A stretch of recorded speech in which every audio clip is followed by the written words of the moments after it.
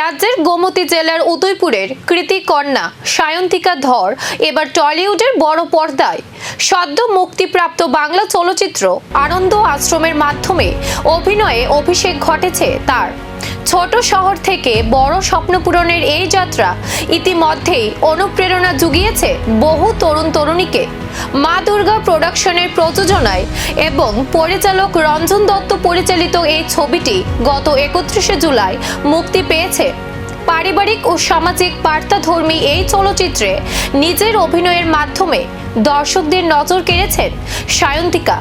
ত্রিপুরা পুলিশের প্রয়াত ডিএসপি সুরজিৎ ধর ও রাখি সিংহ ধরের কন্যা সায়ন্তিকা বর্তমানে নবম শ্রেণীর ছাত্রী। পড়াশোনার পাশাপাশি ছোটবেলা থেকেই নাচ ও সাংস্কৃতিক কর্মকাণ্ডের সঙ্গে যুক্ত ছিলেন তিনি। সোশ্যাল মিডিয়ার একটি অডিশনের মাধ্যমে অভিনয়ের সুযোগ পেয়ে পরে কলকাতায় প্রশিক্ষণ নিয়ে বড় পর্দায় আত্মপ্রকাশ করেন।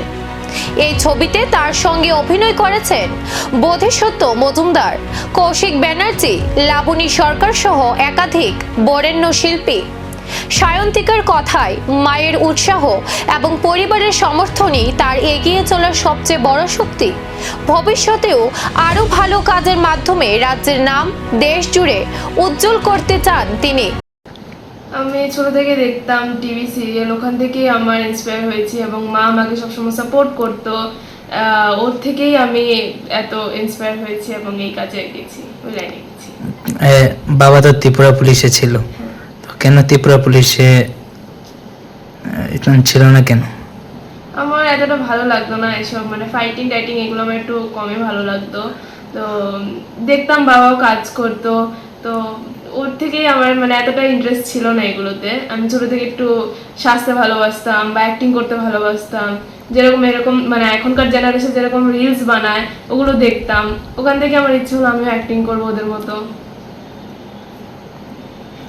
তোমার সিনেমাটা রিলিজ কত তারিখে হয়েছে? জুলাইয়ের 31 তারিখ।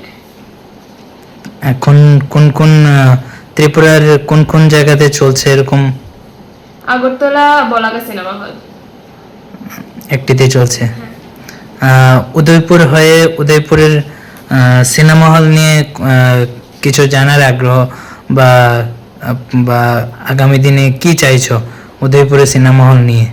আমি চাইছিলাম যে উদয়পুর একটা সিনেমা হল হোক যেটাতে আমার সিনেমা চলবে, কিন্তু এটা হলো না। বাট আগামীতে চাইবো যাতে একটা সিনেমা হল উদয়পুরে করা হোক এবং ওটাতে সব রকমের সিনেমা চলুক, ওটাই আমার আবেদন।